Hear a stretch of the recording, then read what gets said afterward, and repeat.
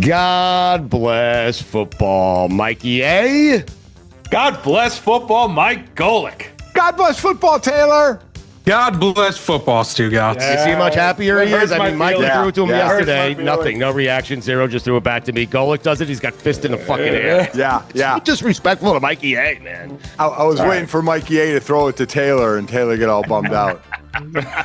You know what? You're right. You want to see what it looks like, Mike? Just quickly. You want to see what it looks like when you're not here? Here. God bless football, Mikey A.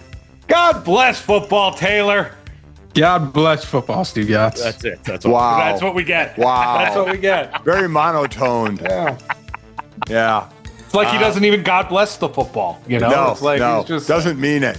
Right. Yes. He doesn't mean it. There's no oomph in it. No. Mike, you were telling us right before we started here that you did not like, I didn't know this about you, that you did not like playing on Thanksgiving Day. Why? Oh, my God. Because I liked eating, sitting on the couch, unbuckling my pants. We always ate. And listen, to each their own. I'm not going to sit there and criticize anybody who eats later. But we always ate at like noon or 1 because you could have seconds later and then you could have thirds even later. Right. And dessert, and you could just eat throughout the day. Sure. And I would just unbuckle my pants and sit on the couch and watch football all day. So when I had to play in the game, now Keith Byers' mom was nice enough; she would cook a big meal for the team. But you know, it's weird.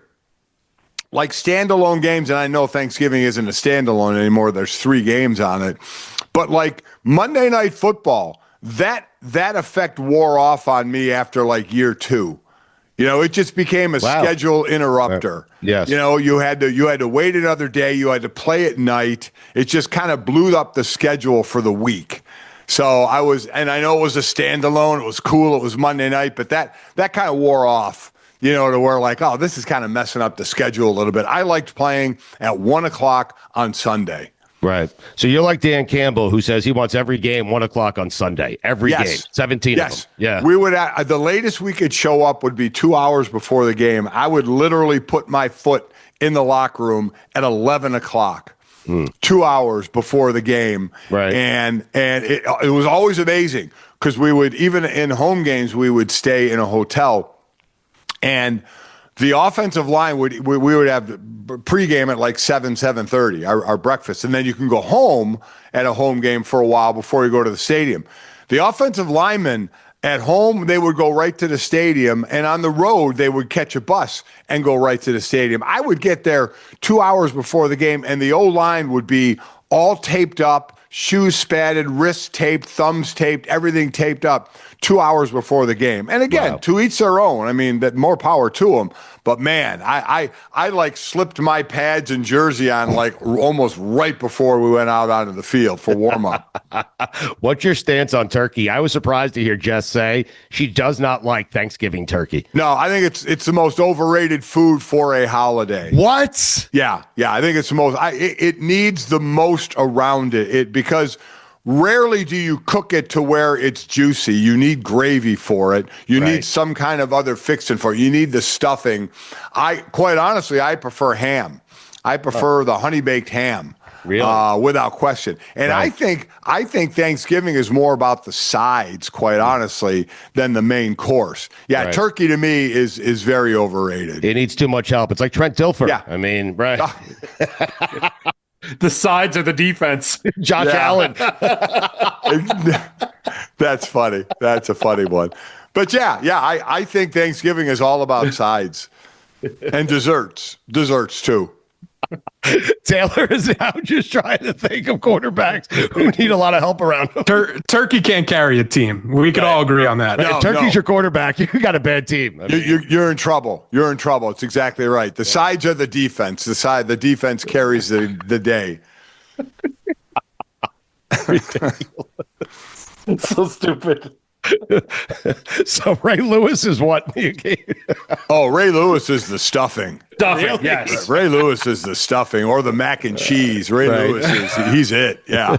What is Ed Reed? The other? Mashed potatoes.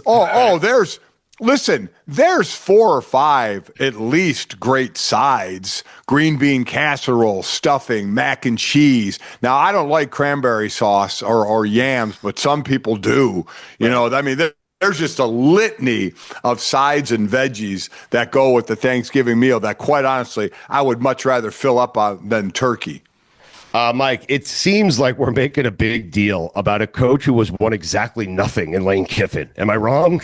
It is amazing, isn't it? I mean, he's the belle of the ball right now. And to say the decisions coming after the Egg Bowl, I'm surprised it hasn't leaked out before that. I mean, I don't know why he would consider LSU with what LSU is doing in the whole Brian Kelly situation. Crazy. Yeah. I didn't know Brian Kelly had a kid who played on LSU, but to not let him go out on the field, you know, for his son, I mean, is a joke. And to sit there a couple of days ago and say they formally fired him, LSU looks so ridiculously dumb. So if you're Lane, you're looking at that from afar and saying, hey, I don't want anything to do with that. Right? Well, I mean, if I'm any coach looking at LSU, I'm going, hey, first, who's in charge? Who's in charge? Yeah. Who's running the show? Sure. Who's deciding? And if it doesn't work out, am I going to get sued? You know, are they going to try and I sign a contract? Are they going to try and not to pay me like they're trying to get out of paying Brian Kelly? It's a joke what's going on in LSU. It's an absolute joke. But coaches are like players. You think you can go to a situation and be fine, right? And I don't know where Lane's leaning. Lane's got Mississippi running better than Florida and LSU. No doubt. But there's more to consider. He'll be the highest paid coach no matter where he goes. There's more to consider. There's facilities, there's NIL money, there's extra money to pay coaches. So that there's a lot more than just his salary that I'm sure he is taking into consideration. When the college football rankings come out tonight, what are you expecting to see, Mike?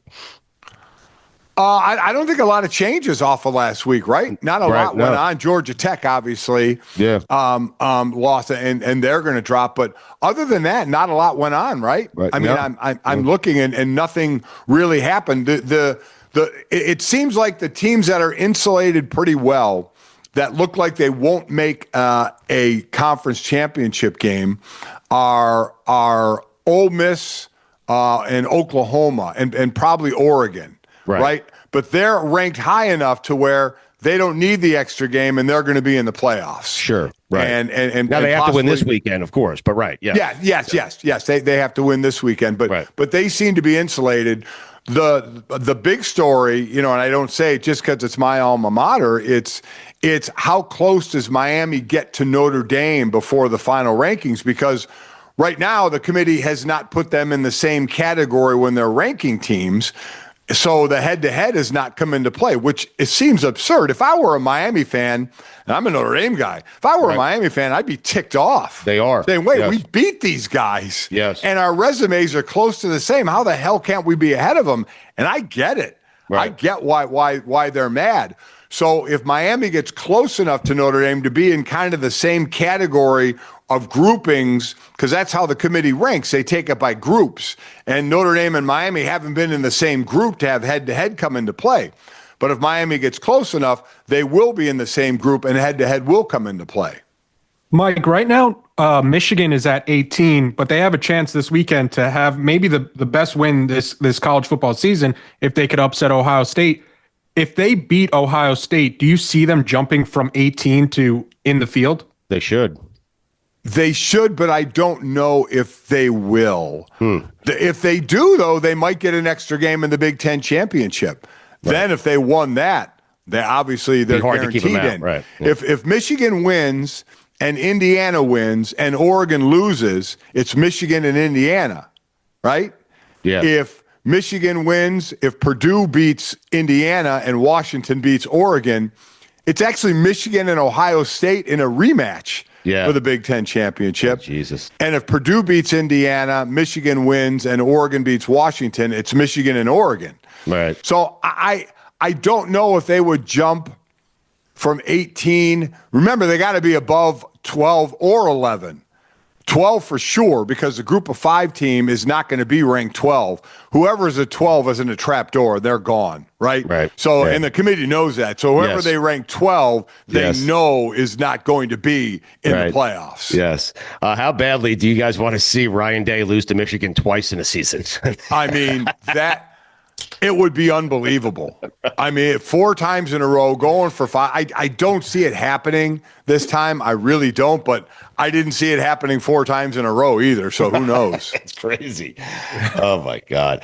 Mike, just switching over to the NFL, because it's such a ridiculous season. It really is, from the standpoint of the teams we expected to be really, really good aren't as good as we thought they were going to be. The normal teams, Lamar Jackson, the Ravens, the Bills, and Josh Allen, the Chiefs, and Patrick Mahomes. But I am wondering, at this stage in the season, if you are running the Cincinnati Bengals, because Adam Schefter reported again today, and he thought he was coming back last week, okay? But he reported again today that he thinks Joe Burrow will play Thanksgiving night against the Ravens. If you're running the Bengals, do you bring Burrow back? Because, Mike, they do have a chance to win that division.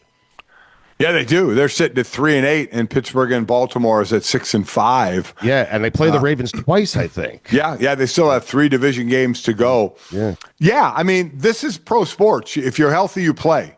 That is kind of how it is. If you're hurt, you're out. The coach waits till the doctor clears you. You're cleared to play, and you go play. Yeah. Now, franchise quarterbacks are usually the exceptions to all rules, and you kind of hesitate and say, well, okay, if we're out of it, why would I put this guy back on the field? But you know what? Like I said, you're healthy, you play. He's going to want to play. You'd have to take his helmet away from him. Yeah. And it's not a good division, so they have an outside chance. Yes. Plus, you have 2 games with the Ravens. That's the thing. If it was, if they played in the AFC East and you have a team who's sitting there at 9-2, you don't bring them back. But they actually have a legitimate chance of winning this thing, and the best quarterback in football wants to come back. Yeah, they do. And why wouldn't you bring him back? Again, he's healthy, he plays. You never know what happens. You just try and get in the dance. Right. Were you surprised? I guess no one was really surprised, but were you upset? Maybe not upset. I was frustrated that the Colts didn't end the fucking Chiefs. Were you, Mike? I don't understand why the Colts in that game, if you kind of said before the game, which team is going to run it 41 times and which team is going to run it 19 times, you would have said the Colts run it 41 times with Jonathan Taylor. They ran it 19 times with the lead. Yeah. And I know Kansas City was shutting them down, but you got to keep running. You have to keep the attempts going because it helps the passing game. Kansas City ran it 41 times. Right. I mean, it's crazy. And Mahomes was hitting his downfield passes, something that he hadn't done. But the Chiefs had 91 plays and the Colts had 50. Crazy. The Chiefs had the ball for 17 more minutes because they ran the ball. They didn't run it for a great average. They ran it 3.6 per rush. That's not great, but they controlled the ball. They controlled the clock. They kept the Indianapolis Colts offense off the field. I don't understand why Indianapolis, who wasn't running the ball well, though, didn't keep attempting the run. Right. It was strange. Go ahead, Mikey. Mike, in a week where we saw Davis Mills, Shador Sanders, Jacoby Brissett, Kirk Cousins, the worst quarterback play was on Monday night between Brock Purdy and Bryce Young. Do the 49ers have a Brock Purdy problem? Well, I mean, he's only been back 1 game before this, right? So probably still kicking the rust off. But boy, those were some tough interceptions. It's interesting if Kyle Shanahan will adjust the play calling. Now, you can't adjust it much. I mean, basically half the touches went to Christian McCaffrey, either running the ball or short passes. It's when Purdy was trying to throw the ball downfield. And you can't turn the ball over. Now, they could turn it over against Carolina because Carolina actually looked like Carolina, not the new Carolina that had a 6-5 record going into the game. They certainly struggled overall. But San Francisco, where they want to go, they're sitting there 2 wins behind or 2 losses behind the Rams. They're 4-1 in the division. They only have 2 more division games. But I would not say at this point yet they have a quarterback problem. No. Mike, the Rams, they certainly don't have a quarterback problem. Matthew Stafford playing as well as he's ever played, as well as any quarterback has ever played for that matter over the last 7 or 8 weeks. Are they the best team in football? They're the best team in football, and they're the most complete team in football. I just did the game Sunday night, which wasn't a game at all. I mean, they needed a running clock in the second half of that one. They're the most balanced team. And a lot of that, their old line, haven't signed the right tackle, was put on IR. But for the most part, the line has been healthier than last year. Running game is okay, not great, but Kyron Williams still a threat, especially around the goal line and catching balls out of the backfield. Two really, really good receivers. Devontae Adams isn't showing his age at all. And Stafford has gone 27 touchdowns and no interceptions in his last 20. It's 27 consecutive. 30 overall. It's ridiculous. And remember, this guy had the bad back in preseason and didn't play at all, and we were wondering if he was going to start the season. Now he's having an MVP year. And because we talk about the offense so much, we don't talk about the defense. The defense is underrated. The defense doesn't have to rush more than 4 normally. They're like the 4th or 5th lowest blitzing team in the league. When you can drop 7, that puts you in great shape. They run a lot of stunts up front on passing game. They get pressure on the quarterback. Yeah, they're the most complete team in football. You ever have that moment during the holidays where you think you've nailed the perfect gift and then realize you definitely did not? Yep, been there. Last year, I bailed on the guesswork and sent Omaha Steaks instead, and let me tell you, that was the first time my family texted me before opening the box just to say how excited they were. Whether you are sending an unforgettable gift or treating yourself to everyday perfection, Omaha Steaks delivers the world's best steak experience. USDA-certified tender steaks, juicy burgers, comfort meals. Honestly, everything they ship shows up looking like you planned ahead, even if you definitely did not. I just made their filet mignons the other night. Simple cast iron sear, little butter based, and they were insanely tender. I love them. You can taste the quality, and the variety is ridiculous. I'm eyeing their burgers and some of that apple tart for my next order. Right now is the time to jump in because their cyber sale is happening. It's happening right now. 50% off site-wide plus an extra 20% off select favorites at omahasteaks.com. And because you are listening, you also get an extra $35 off with promo code God Bless at checkout. That's God Bless, all capitalized, at checkout. Orders placed by 6 p.m. Eastern, even ship the same day. Send the magic of the holidays. Send an experience. Send Omaha Steaks. Save big with Omaha Steaks. Visit omahasteaks.com for 50% off site-wide and an extra 20% off select favorites during their cyber sale, and use promo code GODBLESS at checkout for an extra $35 off. That's omahasteaks.com, promo code God Bless. Terms apply. See site for details. Are you buying Ben Johnson and Caleb Williams? Are you there yet? Because we think they're good, just not Super Bowl good. That's what we were saying. Well, I mean, listen, they still have the Packers twice.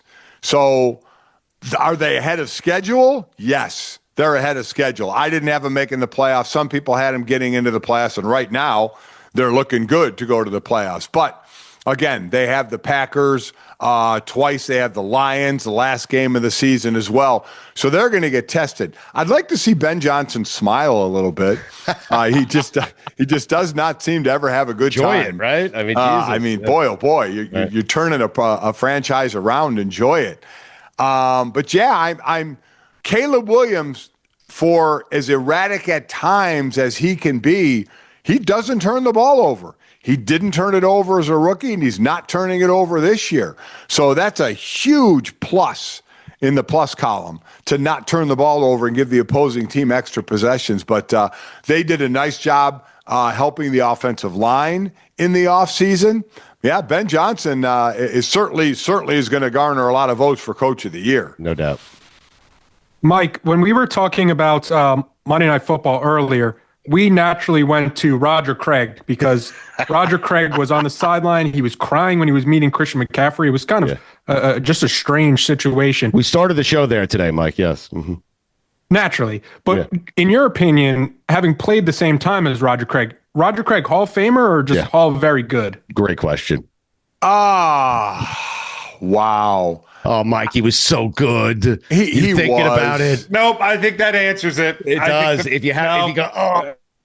You know what? There's obviously they had no-brainers on the team, Jerry Rice and Joe Montana, Ronnie Lott. I guess that answers it. If you have to hesitate and think about it, then then it's possible, but you don't know. Because you're thinking about the one great season, the Hall of Fame season that he had, but you're not certain what surrounds that Hall of Fame season. Right. Yes. Yeah. I'm not really sure. And I'd like to see everybody get in the Hall of Fame, but obviously that doesn't happen. So I'm not sure. But boy, Christian McCaffrey, I mean, what a versatile dual threat he is. It's ridiculous. Hall of Famer?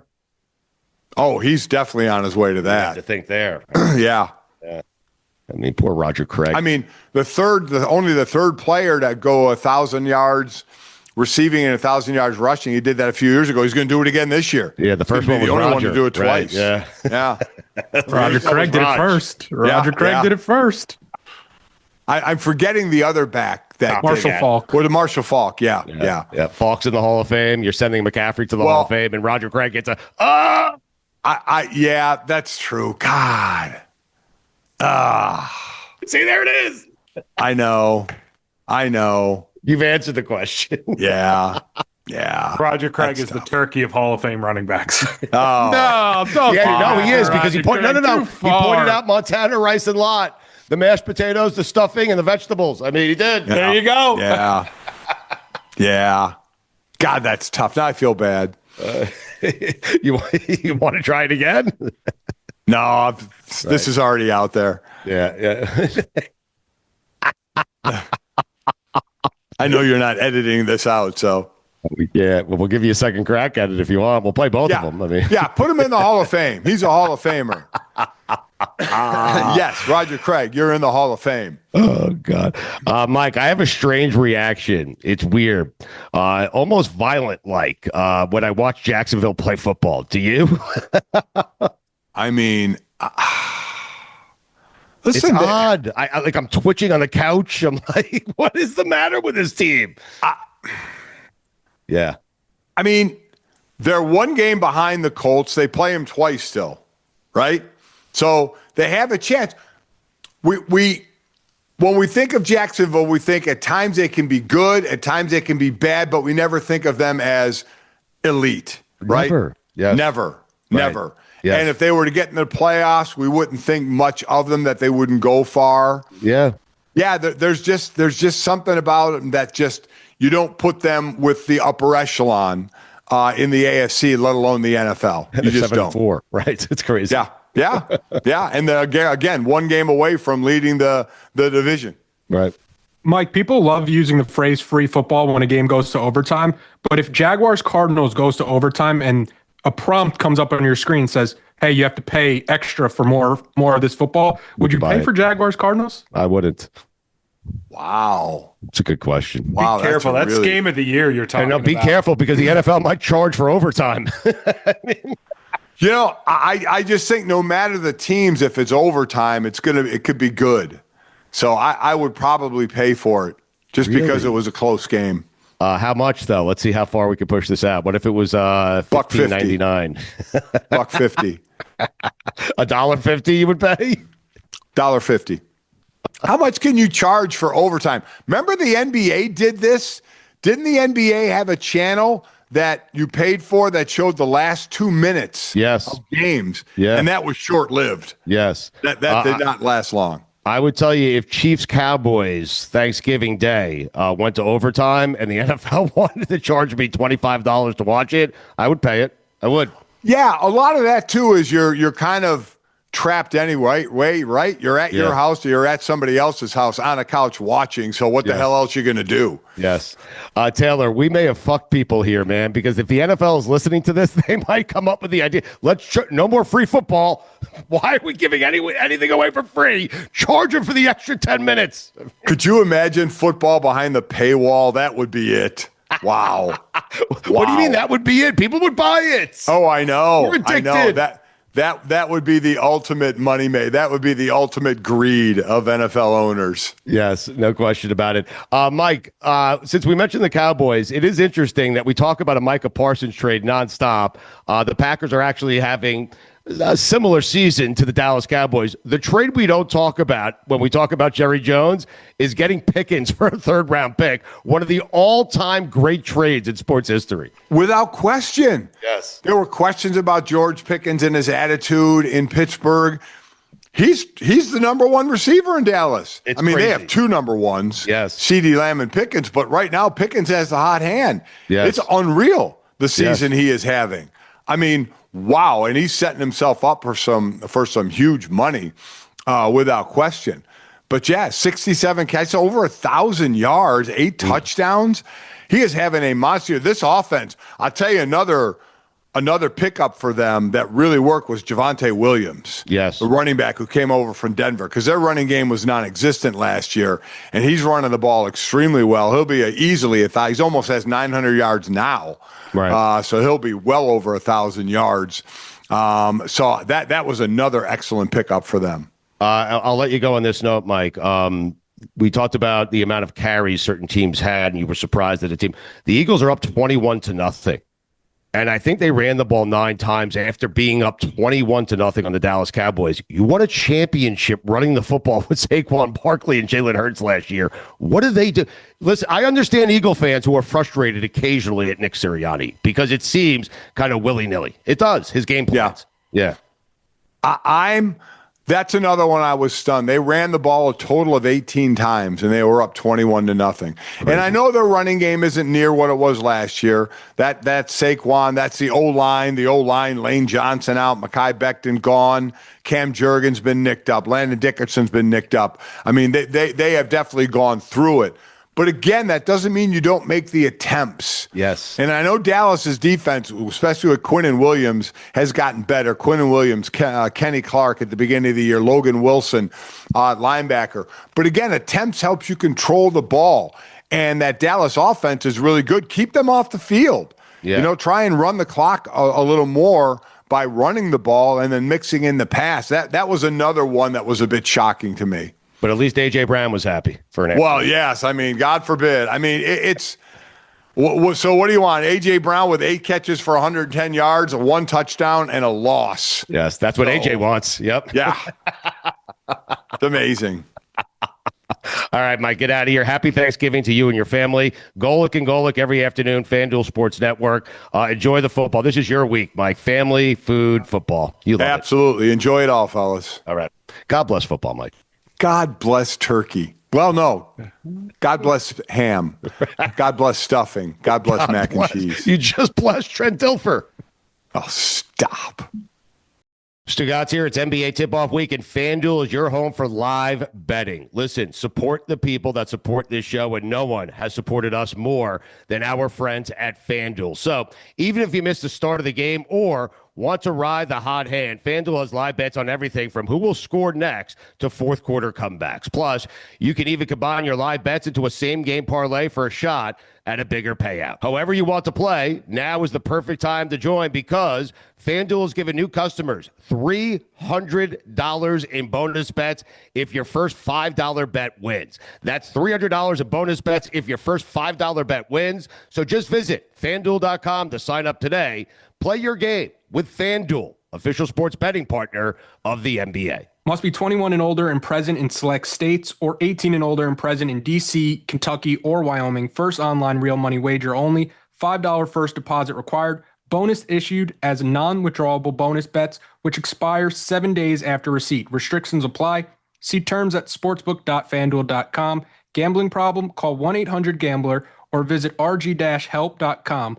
Call 1-888-789-7777 or visit ccpg.org/chat in Connecticut or visit mdgamblinghelp.org in Maryland. Hope is here. Visit gamblinghelplinema.org or call 800-327-5050 for 24/7 support in Massachusetts or call 1-877-8-HOPE-NY or text HOPE-NY New York.